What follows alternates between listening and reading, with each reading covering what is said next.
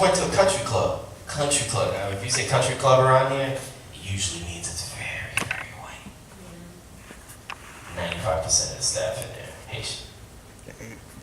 Getting that money, somehow or another. So that's why I don't understand when people keep saying there aren't any jobs here. I'm just like, I don't know, I beg to differ. I think if you want it, you'll get it. Like, whatever you have to do, I tell you right now, even for me, my first job, my father hated it. My first job, I was a custodian. Man, come on, man, you went to college, and you mop the floors and all kinds of stuff. I was like, yo, it's work. And then from that, I went to work in the mailroom. Oh, come on, man, you just sorting mail. I'm like, it's honest job, I'm making money. They liked me over there, so they made me supervisor. Then I was there for like 13 years, and that money supported what I wanted to do later on, which was music. So it got me a studio with my money, and got cars, and whatever. So it funded my dream, I guess. But nothing wrong with it. I'm just saying you have to start somewhere. Nothing wrong with it. So that's why I'm wondering, where's this coming from? No jobs available. But what I think was not fair is how like a basketball player or a football player get paid like millions just to play ball. But like a surgeon get paid less. Like, that doesn't make any sense. But that's the as you'll learn later on, that's just part of the dysfunctionality of America. Just telling you, because that's another thing too. Now, a real history lesson will be for you to learn how they do it in Europe. See, I've traveled all over the world, and we are backwards. Like you're not gonna know until you travel, and you're gonna look around at other countries. You're gonna be like, oh shoot, this is the way you're supposed to live. I couldn't believe it. I was like, oh, we are so far behind. When you travel, you'll see. Yeah, our system is completely messed up. Even the educational system, they're 3 times better over there. Every person that lives in Europe, most of them, they all know at least minimum of 3 languages. But I don't know. Over here, once again, there's a lot of things wrong, but the challenge to you is going to be in this wrong. How can I make my life right? So hopefully, I can share some things with you that's going to help you in this journey. It's going to be a little bumpy, but if you have the tools, yeah, you'll get through it all right. You just gotta know some things a little bit more than the other person, and that'll help you. And hopefully, some of the things I share with you will definitely help some people have maybe a smoother life. My man over here, yes. I thought I saw some thoughts formulating in your head. Nothing. Okay, we'll get to that later. Anybody have any questions? Like, a lot of times I have friends that come in here, and some of them are my age. They pick at my brain all the time. So I'm just saying, take advantage. If you have a question, you're not sure why the world is the way it is, or something, anything, whatever's on your mind. I mean, it's a good place to start. You have any questions about family, relationships? Why is the world the way it is? All those kind of things. You want to know the meaning of life? Feel free to ask. Can you explain stocks? Oh, stocks and bonds. Whew. I could, but it would be like explaining algebra a little bit. It's like investing in certain stocks. Let's just say your phone. And you decide, you know what? I want to invest in this company, whatever makes this phone. And then you buy stocks in that company. And hopefully, that company, if it's making money, you'll make money. I mean, that's in the simplest way. That's the basic way I can explain it. Or let's just say, what's the biggest thing right now that seems to be happening as far as like business? I'll take one. Uber. Let's just say this guy presented this idea to you, right? Uber. Hey man, I got this idea, man. I'm gonna do this thing. Gotta have some cars, blah blah blah. And you go, hey man, I want to invest some stocks in that. So as Uber becomes more and more popular, and you invest stocks in that, Boom, that's more money for you. So, you know, a simple $100 can turn into $1,000 within a month. So that's basically it. If anybody has got any ideas of it. Oh, okay. actually, you know what? I'll tell you right now. Anybody right here can make some money. Go, I'm going to share with you an app that I have, which is called, give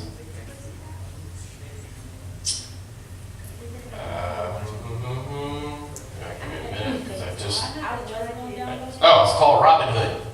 Robinhood? Yeah, Robinhood. Google it. Robinhood. It's the stocks app. You can literally put in $1 if you want. There you go. But it does get linked up to a bank account. But basically, you just throw some money into whatever you can. You cannot lose money. That's like. Can they access my like? You can't lose money because let's just say I don't know, somebody comes along, like, okay, I'll give you an example. Let's just say you, at the time, in the beginning, you had invested in, what's that thing they had before Facebook? MySpace. MySpace, yeah, MySpace, right? So at the time that the guy had MySpace, this is what should have happened. I don't know if people did it during that time. When MySpace first came out, now that was our Facebook back in the day. Back in our day. So that was our Facebook.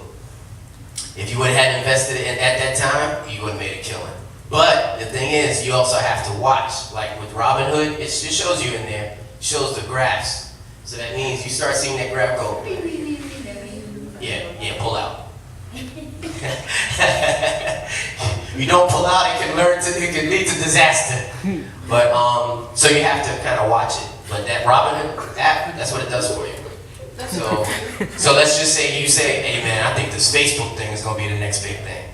Yeah, you could have made $1 zillion. Zillion? Here's the thing.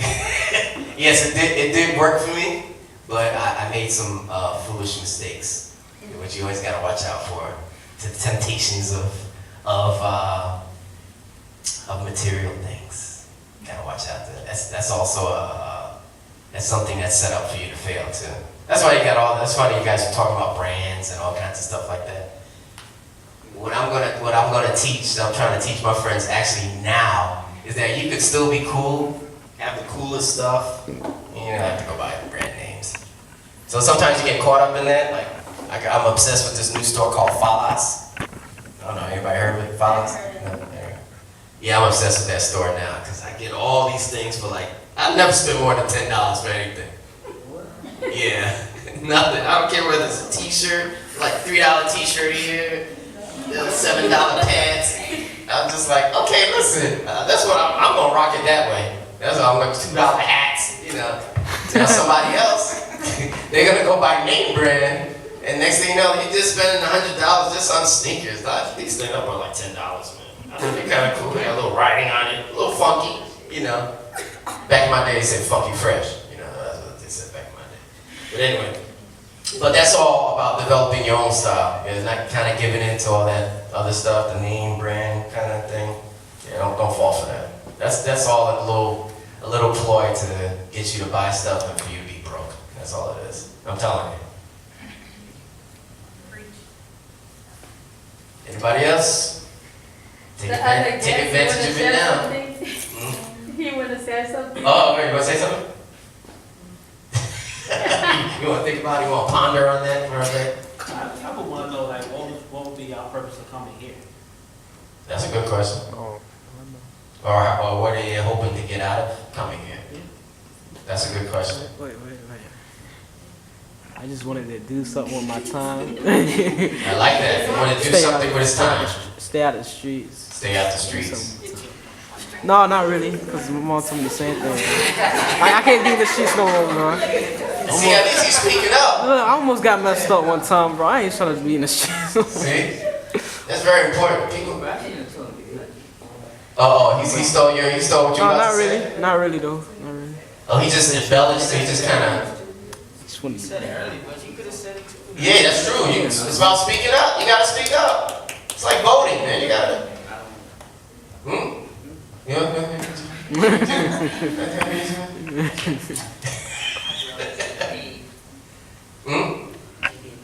You get paid in an honest way, I assume. Oh, okay. All right. That's good. That's very important because that can determine your outcome. Most definitely. All right. So that was only that was two and a half answers. I mean, most of us like didn't know what this was like. Okay. So I guess you could ask that like at the elevator speech when we meet when we're about to leave. Okay. Anybody else? No. That's it. Because I'm really like, for me, I have conversations every day with people because I'm very interested in what people are experiencing. Because I assume everybody knows that they're writing their book, right? Their life book. I mean, as far as you living right now, you're writing your book. So I'm just very curious about people's books. So like whatever their life experiences are, what they're going through, what they're looking to do. So that's why I'm definitely always going to be asking people questions. I'm always asking questions. So, but I'm very curious to hear people's stories. Like just something, give me something. I see a lot of people thinking, so obviously you're thinking about something. Even if you're thinking like, oh, what's this guy talking about? This guy's crazy. I mean, I want to, I want to hear that too, right? You know, obviously that comes from somewhere. So I'd like to definitely hear it.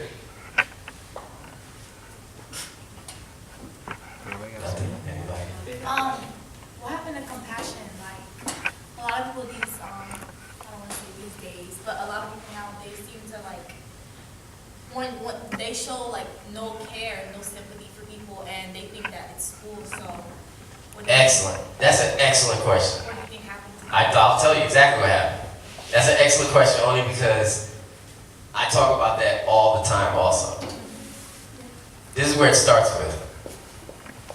This is a very important question. It might seem complicated, but it's going to tie into what you just asked. This guy came here the other day and he was studying a book. And the book was aerial mechanics or something to do with engineering, right? I actually went to school for electrical engineering, right? So I said, well, why are you reading this and what are you taking up? And he explained the whole thing. And then I asked him, I said, in the world of technology, what are we really striving for? And the first thing he said, I don't know. And I said, well, let me tell you what's happening. Technology is advancing, but at the same time, we're all becoming disconnected. Where does it start? It starts with the phones. It starts with anything electronic.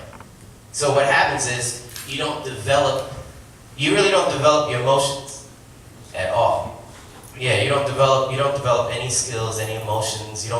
There's a lot of stuff you don't feel because what happens is everything is electronic. That's just a machine. It's just an object.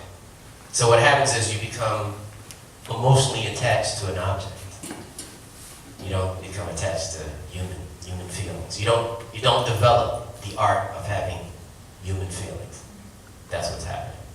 And the thing is, I can go around and start preaching this, oh, we gotta watch out, you gotta put your phones down, all that kind of stuff. No, it could be a good thing. But the thing is, you have to also stay connected. That's why, like with me, I have friends that come here, we'll literally stay until like 4 or 5 o'clock in the morning, just talking. So we can kind of understand what everybody's going through, just try to connect. So once again, it's basically, we're just disconnected. Half the people here are disconnected, obviously. I'm just saying, I'm telling you the truth, right? Half the people here are disconnected. Because honestly, they don't know. Like I went through this thing the other day, I posted on Facebook, about my favorite phrase. I'm feeling some type of way. I love that phrase. You know why? I just think it's hilarious. Because I'm just like, okay, what kind of way you feeling? Because I can tell you right now how I'm feeling. Like, if I'm mad, yeah, I'm mad. Like, I'm happy, I'm sad. Like, whatever you ask me, I'm going to tell you what I'm feeling. I'm feeling some type of way. I'm just like, okay, what kind of way is that? just want to know. Yeah.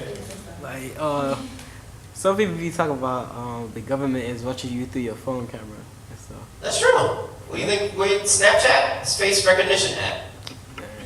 The other day, you know what freaked me out? Let me tell you what freaked me out. Even though I know this is what's happening, I put a picture on Facebook. I didn't even get a chance to start tagging people. Just say, hey, you want to tag such and such? Like, yo, I didn't even ask you. Because it recognized the people that were in the picture already. Can anybody experience this? Come on. Wow. You didn't see that?